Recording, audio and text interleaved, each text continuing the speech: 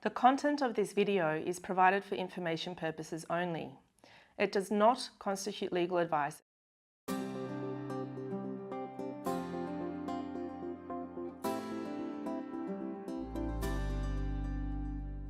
Central Coast Community Legal Centre is a community-run organisation. Unlike legal aid, we don't represent our clients in court. Instead, we provide timely legal advice and education to help members of our community represent themselves. This video is primarily meant for people who are defending an AVO, but whether you're a person in need of protection or an AVO is being taken out against you, this information will help you get familiar with courtroom process and what to do on your first day in court. We'll explain how an AVO is put in place and what your options are. To start with, let's look at what an AVO actually is.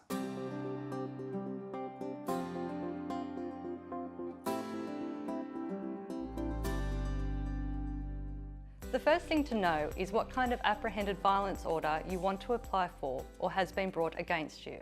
There are two types. The first is an apprehended domestic violence order, or AVO, which covers domestic relationships, including with your partner, children, parents, or other people you live with. The second type is an apprehended personal violence order, or APVO, which covers your relationship with neighbours, colleagues, and other people outside your home. An AVO is a court order. It is not a private agreement between the people involved.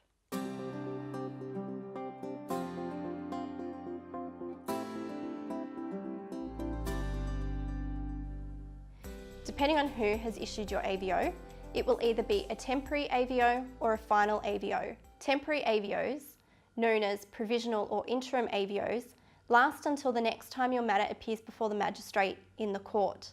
A final AVO, however, can last anywhere from 6 months to 5 years. Regardless of the status of your AVO, whether it be provisional, interim, or a final AVO, it is important to remember that all AVOs are enforceable.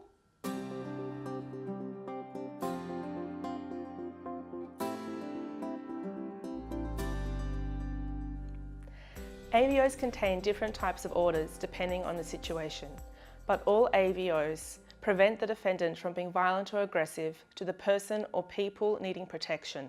This includes stalking, intimidation, and harassment.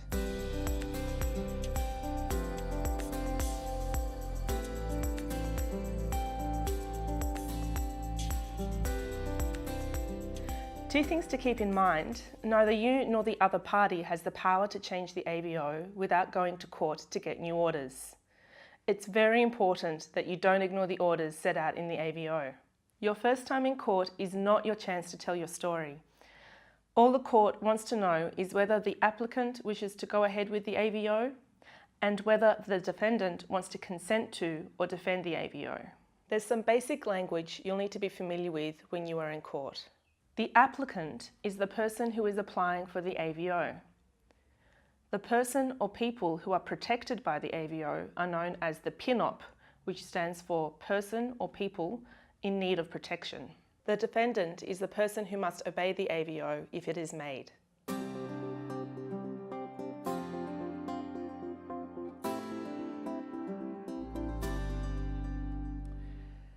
AVOs can be applied for by the police on behalf of a person in need of protection, or an individual can apply privately at the court registry. An applicant must prove to the court that the PINOP fears the defendant will be violent towards them, stalk or intimidate them, and that the fear is reasonable in the circumstances. The applicant must bring evidence to court to support their claim. AVOs are granted on the balance of probabilities, so unlike in criminal cases, the applicant only needs to convince the court that the AVO is probably necessary, not definitely necessary.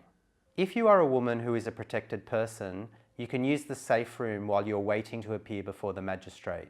The Central Coast Domestic Violence Court Advocacy Service, or DVCAS, can help you talk to the police or connect with other support services, such as health, housing, financial counselling, emotional support, and family support services.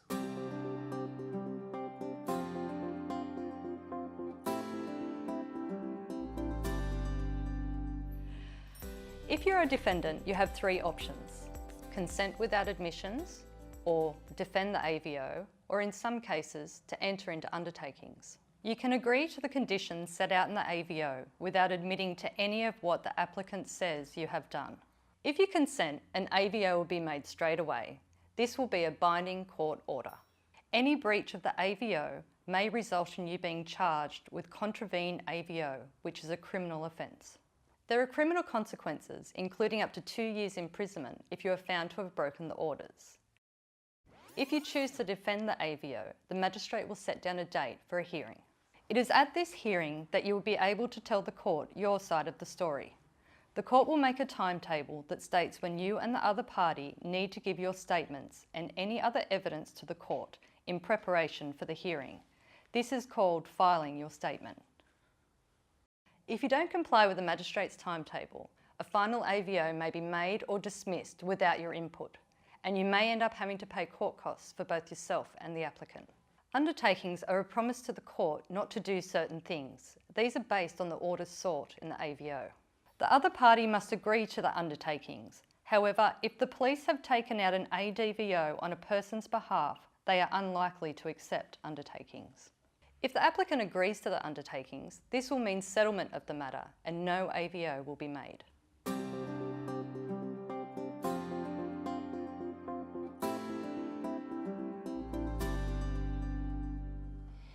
In order to defend the AVO, you must show the court that the applicant is not in fear of violence, stalking or intimidation, or that fear is not reasonable in the circumstances. You will need to prepare a witness statement on a specific form and file it in the court registry.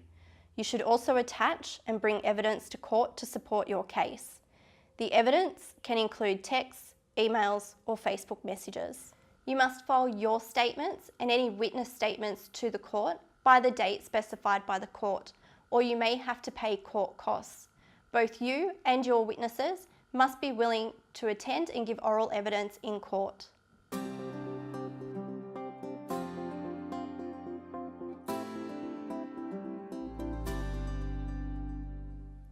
Either an applicant, a protected person or a defendant can ask the court to make an order to recover any property that is in the possession of the other party. This order is called a property recovery order.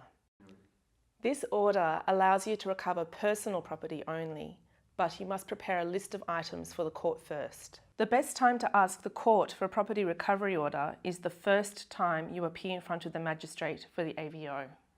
If you need to recover property, it's best to get advice from a lawyer before the final AVO is made.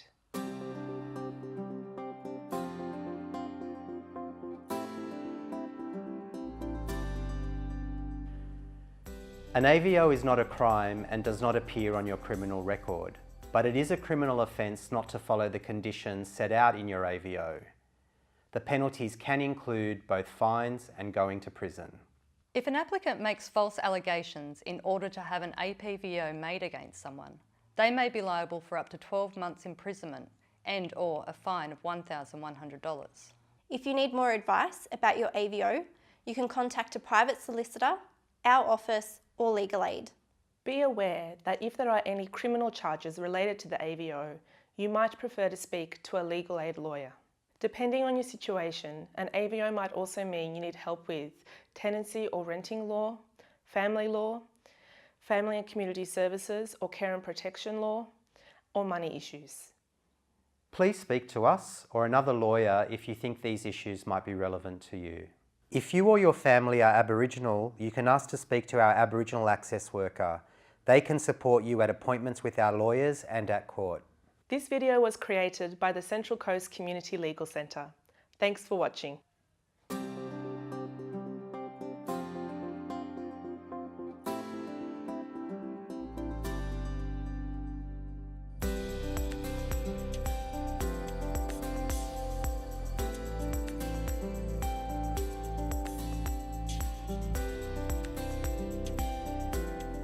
The content of this video is provided for information purposes only.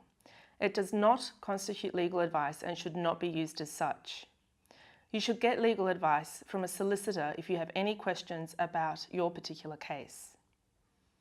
The information contained in this video has been formulated with all due care However, Central Coast Community Legal Centre does not accept any liability to any person for the information we provide here. The information is provided on the basis that all persons undertake responsibility for assessing the relevance and accuracy of its content.